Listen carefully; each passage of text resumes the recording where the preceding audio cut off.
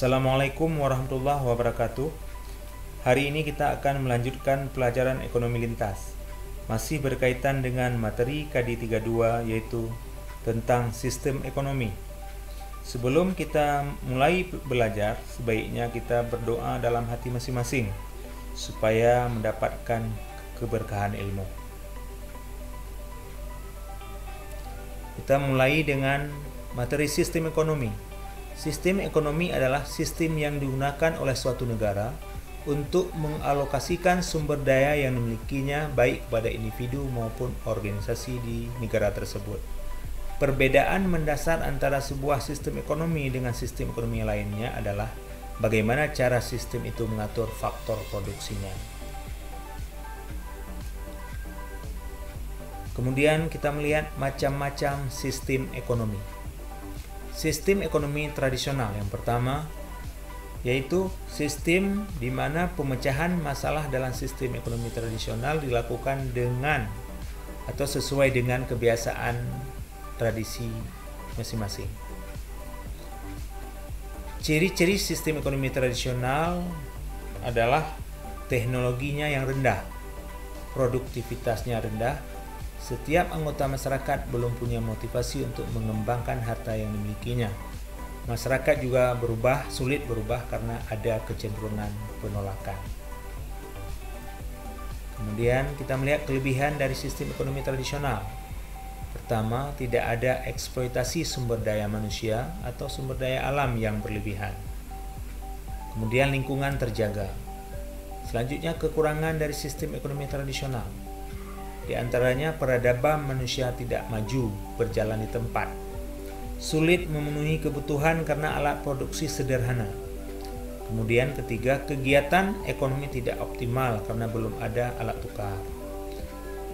Contoh negara yang menganut sistem ekonomi tradisional ini seperti Papua Nugini, Mabayi Afrika atau Malawi Afrika Selatan, yang terakhir Batangafo Afrika Tengah.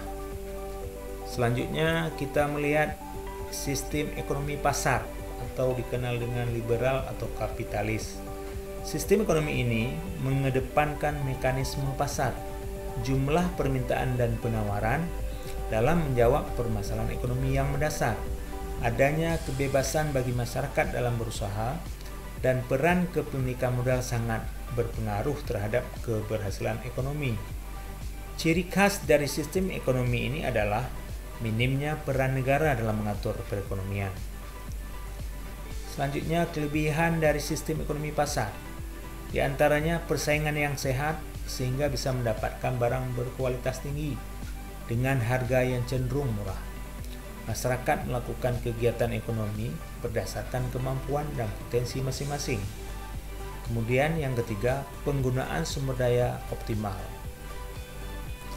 Selanjutnya, kekurangan sistem ekonomi pasar. Yang pertama, adanya kebebasan bisa memunculkan potensi eksploitasi sumber daya alam dan sumber daya manusia secara besar-besaran.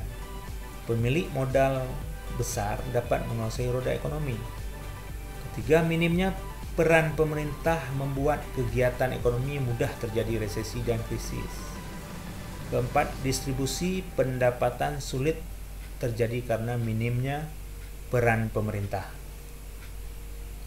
Kemudian kalau kita lihat yang menganut sistem ekonomi pasar ini adalah seperti negara Amerika Serikat, kemudian Meksiko, atau benua Eropa seperti Inggris. Kemudian yang ketiga, sistem ekonomi campuran. Sistem ekonomi ini merupakan campuran dari sistem ekonomi pasar dan komando. Akibatnya peran pemerintah dan swasta sama-sama besar. Ciri khas dari sistem ekonomi campuran adalah pemerintah mempunyai kekuasaan penuh terhadap sumber daya alam. Ada pembagian badan usaha milik negara dan milik swasta. Pemerintah menyusun kebijakan strategis dalam pengelolaan ekonomi. Perusahaan diberikan kebebasan, tetapi pemerintah menguasai kegiatannya. Kelebihan dari sistem ekonomi campuran. Pemerintah mempunyai kekuasaan untuk mengatur pasar dan menindak praktek monopoli. Contohnya, mencegah kenaikan harga yang berlebihan. Kedua, pemerintah berwenang untuk mengeluarkan kebijakan terkait pencegahan produksi barang yang berpotensi mencemari lingkungan.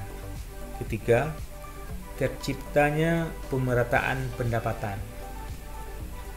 Kemudian kekurangan sistem ekonomi campuran, di antaranya banyaknya kekuatan pasar akan menimbulkan ketimpangan dalam persaingan bisnis dan tidak tepat dalam mengolah sumber daya.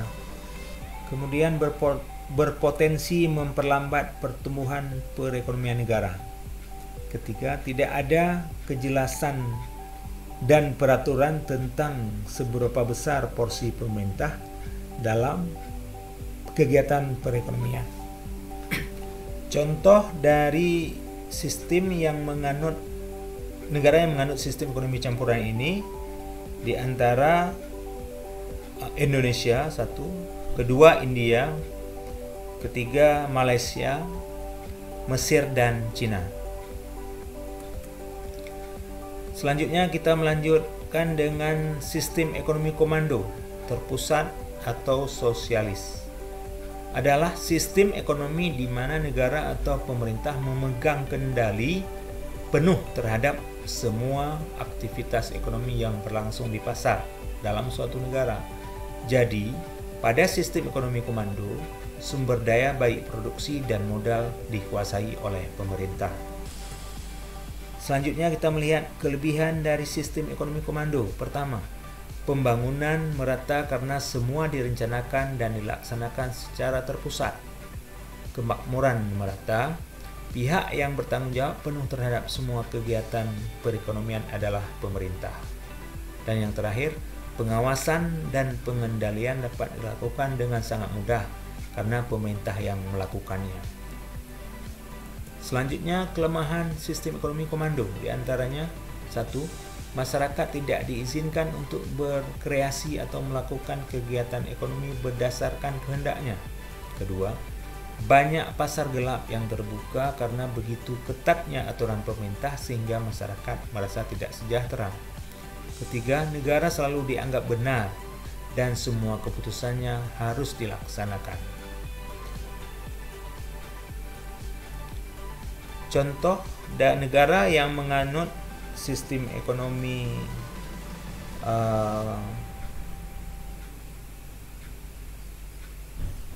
sosialis atau komando adalah Korea Utara, Kuba, Vietnam.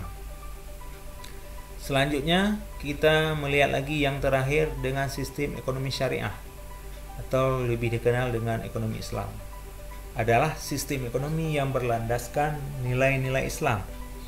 Ekonomi syariah melandaskan pada syariat Islam yang berasal dari Al-Quran, Sunnah, ijma' ulama, dan qiyas. Hukum-hukum yang melandasi prosedur transaksi sepenuhnya untuk kemaslahatan masyarakat. Kesejahteraan masyarakat ini tidak diukur dari aspek material saja, namun juga mempertimbangkan dampak sosial, mental, dan spiritual serta dampaknya pada lingkungan. Kemudian kita dapat melihat kelebihan dari sistem ekonomi syariah. Yang pertama, adanya kebebasan bagi setiap individu untuk membuat keputusan.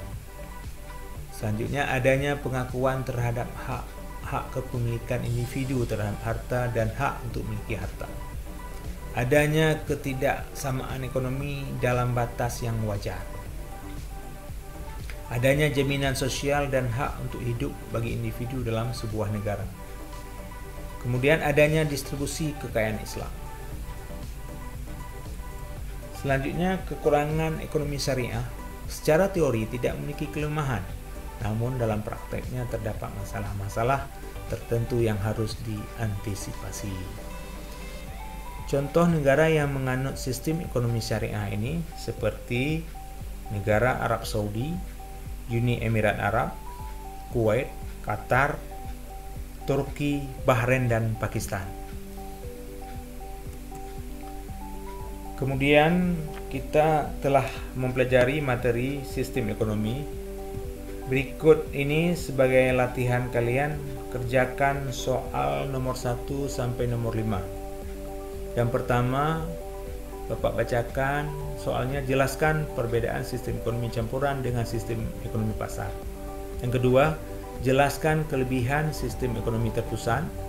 Ketiga, sebutkan negara-negara yang menganut sistem ekonomi tradisional, terpusat, pasar atau campuran, dan syariat, masing-masing 2 negara. 4. Jelaskan sistem ekonomi apa yang dianut Indonesia, berikan alasan. Nomor 5, jelaskan peran swasta dalam sistem ekonomi pasar. Selamat belajar. Wassalamualaikum warahmatullahi wabarakatuh.